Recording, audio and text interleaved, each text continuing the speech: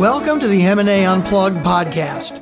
Our mission is to help you be better prepared for your business acquisition or sale. Being prepared will ensure you maximize returns and minimize risks. This is M&A Unplugged with your host, Dominic Rinaldi.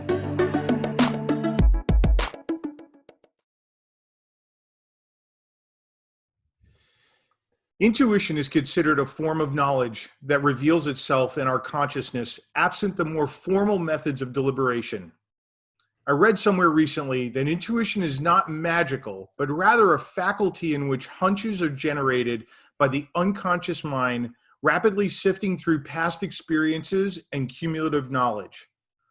Often referred to as gut feelings, intuition tends to arise holistically and quickly, without awareness of the underlying mental processing of information.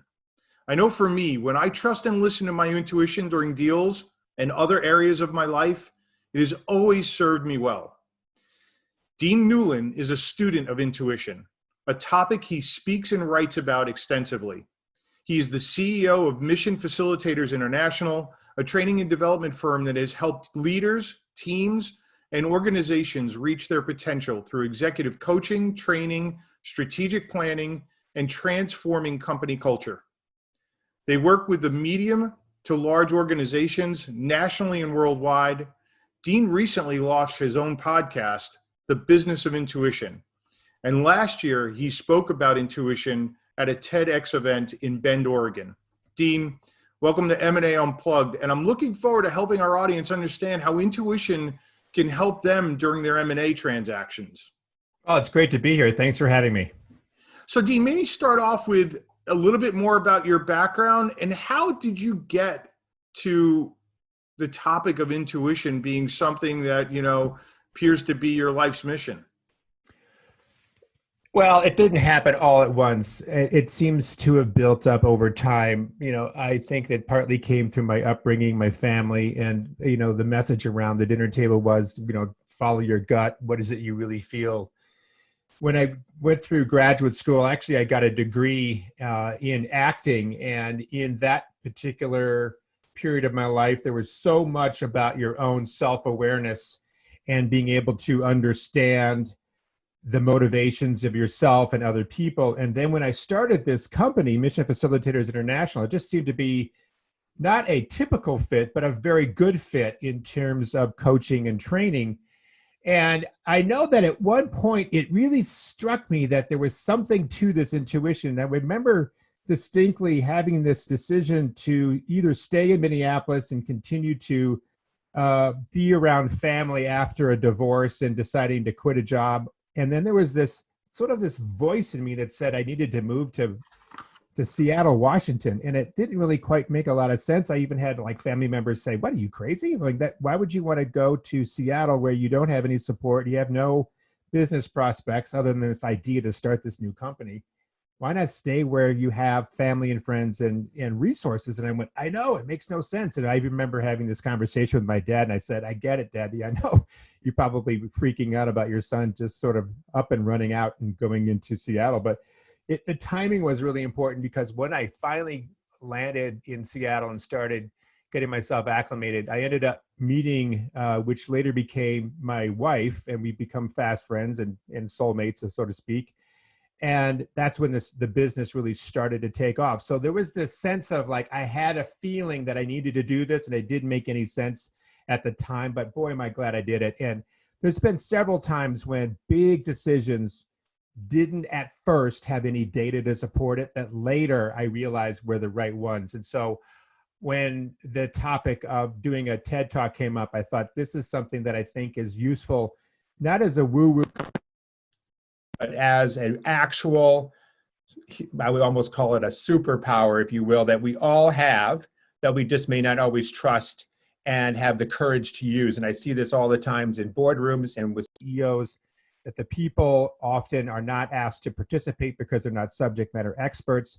But when you actually open up that engagement to include hunches, you actually have more creative, innovative, and engaged business people when they are allowed that space to go on hunch and to talk from that perspective. Yeah, I couldn't agree more.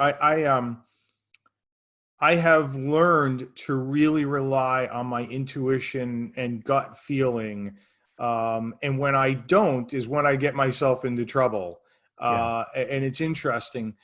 You reference maybe everybody having intuition. Does everybody have intuition? I mean, are there people that just maybe don't have it and they're not connected with it? Or does everybody have intuition?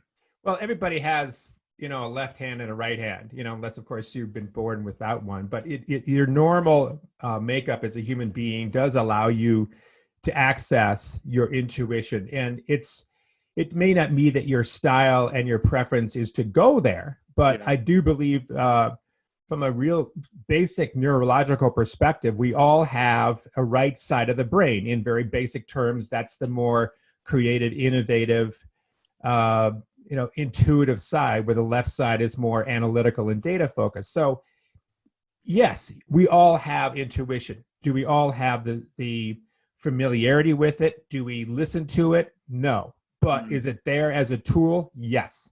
Yeah. Is intuition something that can be developed? Is it like a skill that, another type of skill that we all have that you can develop it and hone it?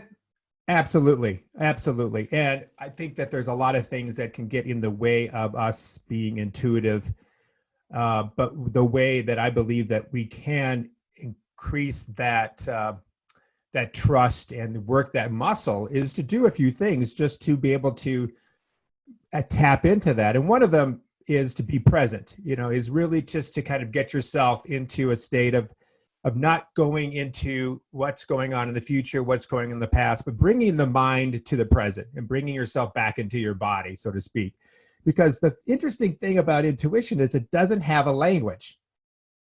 Data, facts, and information have language, but intuition doesn't have a language. It has a feeling. And that's why I think sometimes it's hard to access it. But being present is one way we can get ourselves to access that part of ourselves that is called intuition. So do you have an example that you can point to? I mean, maybe you have several of intuition. I mean, do you have an example of intuition, maybe from yourself or you've experienced it? Well, yeah, in our coaching with executives, you'll sit down and you'll talk and they'll want to get into all the things that are going on. Let's say there's an employee issue, or there's a strategy issue, or there's a board member issue. And we can talk around the topic for a long period of time. But then sometimes I'll just simply say, well, what does your gut say about this? What do you really know about this? And it's such a ubiquitous part of what we do that oftentimes people need to have their facts and information justify what they already know. And once you allow them to sort of see the connection, then the intuitive side starts to take on a greater part of their decision making. Listen, I'm not saying that we should not be data-based. We should. I mean, we have to make really sound decisions, and businesses are run on facts and information and spreadsheets and scorecards. And that's fine. That is the language of business. The language of business is not intuition. But I believe that it can include intuition as a way to be able to make us more innovative, more creative, engage more people in discussions. And quite frankly, it's like if you were out to buy a brand new car and you found out that you were only using 2 cylinders out of 8, you might go, well, I like to use the other 6. So intuition is the other 6. There's just more information and pattern recognition and opportunities than I believe we sometimes give ourselves the chance to access. So, Dean, let me ask this. How can you tell intuition apart from maybe your personal agenda? Like, so you've set in your mind that you want something to happen. And how do you know that it's not your personal agenda taking over your decision making versus it's truly your intuition? That's a great question. The agenda could very well be just your ego, and your ego often is playing a role to keep you in some sort of control over your perspective, your desires, your wants, and your needs. I think intuition, when it is really tuned in and you're tapped into it, overrides that. And again, it is going to be a certain feeling that might come about in some people feel it in their gut, quite frankly. Yeah. They might feel it in some sort of sense of knowing. And it Yeah. usually, intuition is sort of akin to a certain kind of truth. And I heard somebody describe this to me a couple of days ago, that when you are tapped into truth, whatever that is, there is a sense of release. Yeah. There is a feeling of slight calm that comes over you. Doesn't mean the outside world changes. You still may have whatever issues you have, but you've now tapped into what is really the truth of the matter. And intuition is that feeling that I'm now on the tip of the pin of the needle. This is where it really should be. And then once we get to that, all the sorts of other things start to open up. It's interesting because in my world where we help people buy and sell businesses, I see this happen a lot with buyers, for example, where the facts are such that maybe they should be, going forward with the process, right? And they defy all odds, and they ignore their intuition. Like, they move forward in spite of probably what their gut is telling them. Right. And so why does that happen? I mean, why, or does that mean somebody's just not in tune with their intuition? When they override it? Yeah. Well, we're creatures of habit, and we're creatures of comfort, and change is not easy. The brain is set up to that. It wants to stay to a certain degree in a stasis mindset, and we want to have things be consistent. If your intuition is giving you information that you need to change, and your mental data-based side of your personality says, I don't want to change, I'm scared, or this feels too risky, that's where you have this disjointed parts of yourself battle it out, right? Yeah. Am I going to pay attention? And how does that manifest itself? So how do you, when you're battling, what are you typically doing in that point? Are you indecisive? Like how does that manifest itself when that battle occurs? Well, this is a personal story, and I will just tell you that I was married once before. Uh-huh. And you kind of wanted an example. I probably should have given you a business example, but here's a personal example. So I had actually fell in love with this gal right out of college. And long story short, that there were plans for marriage. And I remember walking down some sort of alleyway right before the wedding was going to take place. We were doing it outside. And every part of me said, this doesn't feel right. I don't know what's going on here, but this didn't feel like the right thing to do. And I have to tell you, in all honesty, I knew much earlier on that it was the wrong thing to do. Yeah. But I kept putting it off. I wanted to please her. I wanted to please her mother. I wanted to please my parents. I had grandparents that flew out to do this. There was a lot of pressure to do what it was that I said I was going to do.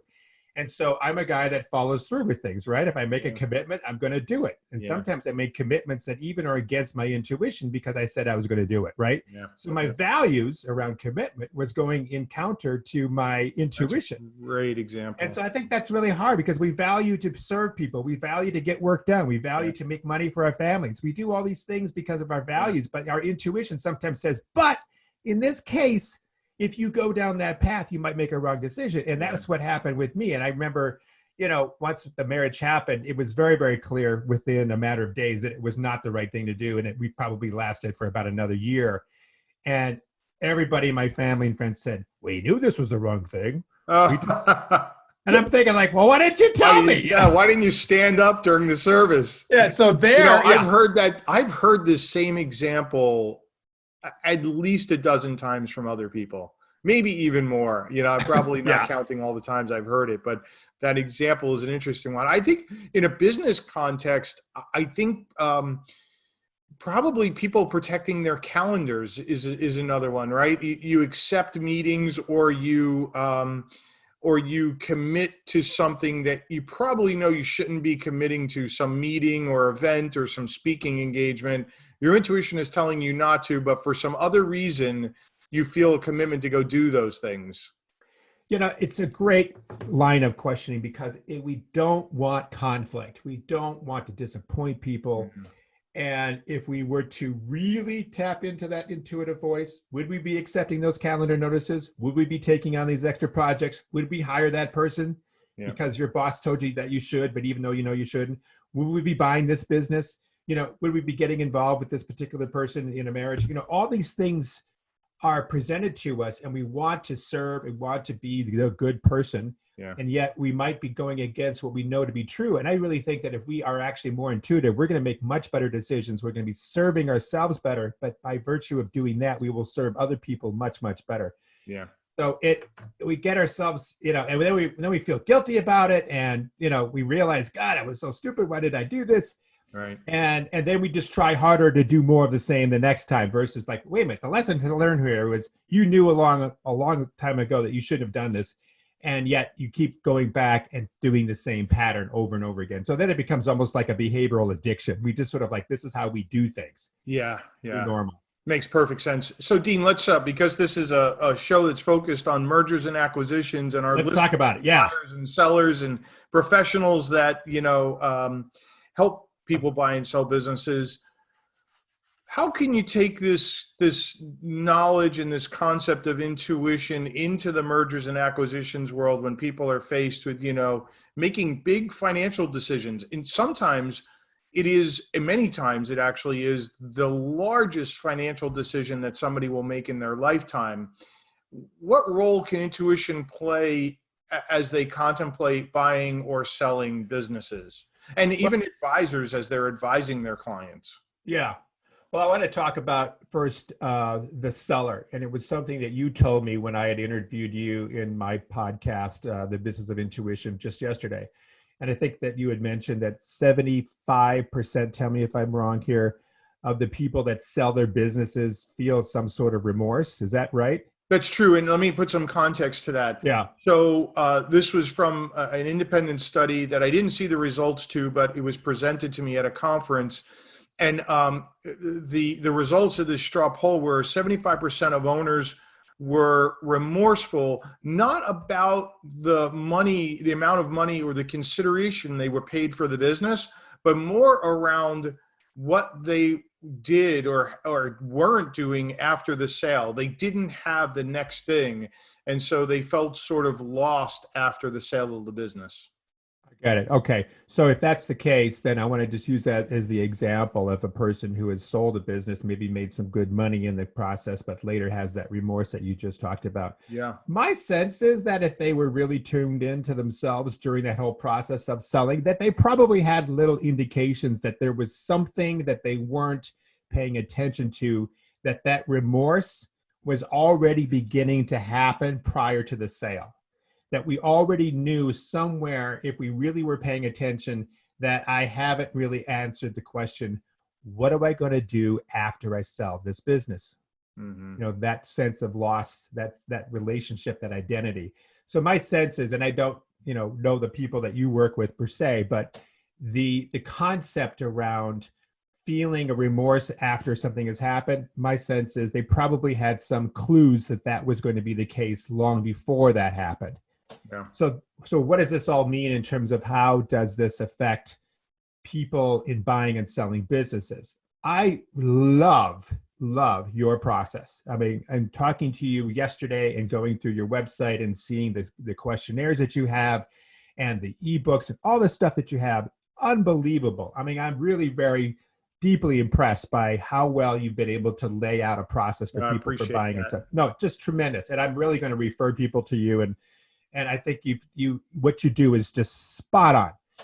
How does intuition add into this? I really think that if people are not just going through your steps, which they should, is to keep checking in with themselves. How does this feel? Does this seem right? Don't get into the numbers, let go of that spreadsheet, but how does it feel to be contemplating to buy this business? Like, I've bought real estate before in the past, not businesses, but apartments and houses and so forth. And there were times when I bought something and I went, yeah, it makes perfect sense on paper. There's a good ROI. The payback period is perfect, but something doesn't feel right. And the times that I have actually bought those businesses, I paid for it later, sometimes not necessarily financially, but through the amount of time and work and heartache that it caused me. So I think that, again, not to discount what this data-based perspective and process is all about. It's so important. It's just to say, don't just use that. Is there something about your pattern recognition that intuition helps you see?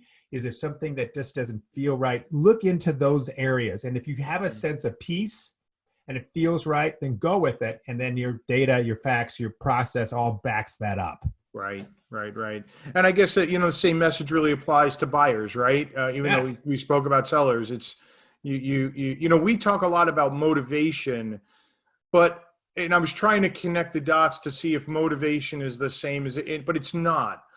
You may be motivated, but your intuition could be still telling you something different. And so motivation really is motivation to buy or sell a business. The motivation could be there, but if your intuition is telling you this isn't the right situation or the right buyer or the right business to buy, you have to follow that. So you could still be motivated, but your intuition could be telling you something different. Absolutely. And again, a bad analogy, but I was at the ophthalmologist not that long ago, and you go through those little eye tests where you say, okay, and I have contacts. And so put your right hand over your left eye and so on and so forth. And can you read the numbers on the back of the wall, right? Well, of course, when you put all of your contacts out and your normal glasses out, you can't read much. You can maybe see the top line. Yeah. And in some ways, your analytical side can see certain things and do it very, very well. You can see the big numbers. What intuition does is it starts to help you pick up patterns and information that the conscious mind can't always see. So there's more to look into. There's a greater view than what you had before. I can now see the small numbers on the bottom of the page, not just the top. Yeah. So all of them are important, but they just access you in different ways. One through very analytical thinking and language, and the other one more through your body and through your gut. Yeah. Dean, I'm fascinated by what you do. I think it's an untapped resource that not enough of us are in touch with. And I've learned to be more in touch with it as I've gotten older. I've got the scars to show where I didn't pay attention. So hopefully if you get enough scars, you start paying attention to your intuition. And in fact, it's so interesting. About 6 months ago, I met somebody in a coaching environment who specifically talked about intuition to us. So I think you're really on to something. Tell our audience just a little bit more about how you approach clients and some of the things that you offer and can do for people to help them. And it sounds like, not only be a better owner, manager, leader, but build a better culture. It sounds like, it permeates, this concept really permeates an organization. Yeah, it really does. And our name is Mission Facilitators International. So the word mission is very, very important, not mission from a religious perspective, but from what is our purpose? What are we here to do as a company? What is our highest and best service to each other, our stakeholders, our shareholders, and the community as large? And so I think that's extremely important. And there was an interesting book that's coming out in the next few months that talks about purpose mindset versus a growth mindset. And I think we've been in a growth mindset for a while, and I'm certainly fine with that, but that's more about how do we get more products out to the market. A purpose mindset is more like, how do we serve the market? How do we serve each other? It's almost like a triple bottom line scorecard concept. How do we make sure that the community, as well as the employees, as well as the stakeholders and the shareholders are served? So have a more holistic, perspective. So we're really focused on mission, on purpose, and we make sure that everything we do kind of lines up with that, whether it's working with executives and helping them become high performers, whether we're onboarding a new person into a company, whether we're working with boards of directors, strategic planning, training development, and large-scale culture change work. It's really focused on maximizing the human potential through work. I think that because we spend so much of our time at work, even though now it's virtual, right? It is the biggest social arena for change that we have in most cases. And sometimes more so than our families, sometimes more so than our churches and so forth. It's because we spend so much time there. There's so much happening at work. And if we can master this thing called work and the interactions with human beings in this thing called work, whether that be buying and selling businesses, whether it be, writing code for Microsoft, we really have this ability to make some massive and wonderful changes to the overall society in which we live. And so that's the kind of game that I want to play. I want to play about working with change agents and thought leaders and industry leaders who are certainly wanting to do the money and make the money that they need to. It is the lifeblood of what makes a business run, and so that it also creates this greater ripple effect and it changes the lives of the people that they touch. That's great. That's tremendous. Dean, it's been such a pleasure to have you here today. I have to say, this has been a treat for me because I'm a naturally curious person. And I feel like, this whole exploration, just my prep for the interview around intuition, took me to a different place. And I feel like I've learned something new. And every day when you're learning something new is a great day. Dean, if people wanted to get in touch with you, how could they reach you? Well, website is MFI Leadership. So Mary Frank Igloo Leadership, MFI Leadership. And then the podcast that you had mentioned earlier is called The Business of Intuition. And we have got just a plethora of people who are showing up on that. And thank you so much for being my guest yesterday. I've had CEOs that have come on. I've got scientists. I've had authors. I've had doctors, naturopaths. We've even had a few artists, and all of them coming at this perspective around intuition from different lenses and the just phenomenal sort of stuff that's coming out of it. And really, I'm trying to get intuition out of the closet and into the boardroom. Yeah. I want this to be something that we don't feel like it's just sort of like this thing you do that's so woo-woo. No, this isn't real scientific. There's books, there's literature on this. There was something I read from a journal somewhere that, the higher up you go in an organization, the more intuitive you become, or you should become. And that there's data that says that intuitive leaders actually make better decisions, which then produce better ROI for their stakeholders. I mean, it's out there, and I want to be one of those people that gets the word out.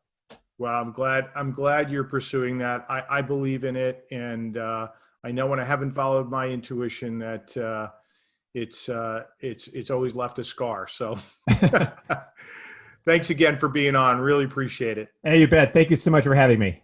M&A Unplugged community, all of today's information will be available in the show notes. If you would like to learn more about the process of acquiring or selling a business, take our free buyer or seller assessments at K2 Advisor. That's K, the number 2, ADVISER.com. These assessments will tell you how ready you really are for a potential sale or acquisition. I look forward to seeing you again on the next episode of the M&A Unplugged podcast. And until then, please remember that scaling, acquiring, or selling a business takes time, preparation, and the proper knowledge.